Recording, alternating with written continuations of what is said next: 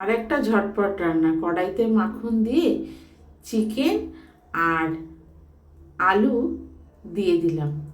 মাখনটা প্রথমে একটু গলে এলো, তখনই গরম হলে তার মধ্যে দিয়ে দিলাম পেঁয়াজ, রসুন এবং আদা।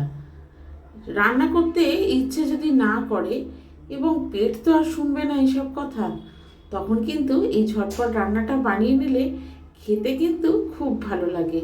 শরীরটাও ভালো ছিল না, অথচ মনে হলো একটা কিছু ভালো খাই। তো ভালো খেলে তো রান্নাও করতে হবে, তাই সেই কারণে এই রান্নাটা যদি আপনারাও বানিয়ে নেন খুব ভালো লাগবে।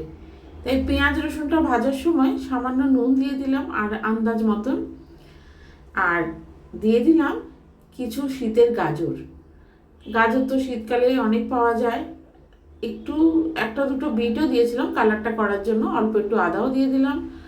মানে আদা রসুন পেঁয়াজ যেরকম লাগে একটু সামান্য রসুন দিয়ে দিলাম।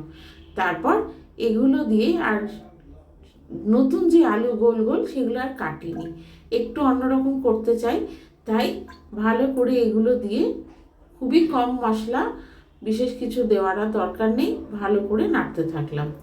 নাড়তে নাড়তে একটু যখন ভাজা ভাজা হয়ে এলো, তখন আমি দিয়ে দিলাম মাংসগুলো। খুব একটা বেশি মাংস ছিল না, আর রুটি করতেও খুব একটা ইচ্ছে করছিল না। এই রান্নাটা করে যদি পাউরুটির সঙ্গে খাওয়া যায়, শীতের বাজারে কিন্তু খুব ভালো লাগে। আর আমরাও এই পাউরুটি দিয়ে এই খাবারটা খেয়ে নিলাম। আর একটু রসুন কাটা ছিল, তাই ভাবলাম দিয়েই দিই। তো এটা কোনো জরুরি না, রসুন আদা পেঁয়াজ এটা দেবেন, আর একটু পেঁয়াজ বাটাও ছিল সেটাও দিয়ে দিলাম। সব দিয়ে ভালো করে নেড়ে যখন একটু মানে কষা কষা হয়ে যাবে, তখন এটা ঢাকা দিয়ে সিদ্ধ দিতে হবে। আর এর মধ্যে দিয়ে দিলাম সামান্য গোলমরিচ। মানে আমরা একটু ঝালটা না বেশি খাই, তো আপনাদের যদি মনে হয় যে না বেশি ঝাল হয়ে যাবে, তাহলে আপনারা নাও দিতে পারেন, আবার অল্পও দিতে পারেন। তারপরে রান্নাটা ভালো করে ঢেকে দিলাম যতক্ষণ না চিকেন আর আলু সেদ্ধ হলো। তারপরে বের করে নিয়ে এর মধ্যে আরেকটু টেস্টি করার জন্য দিয়ে দিলাম চিলি সস। ভাবছেন তো খুব ঝাল হবে, না না খুব ঝাল হয়নি।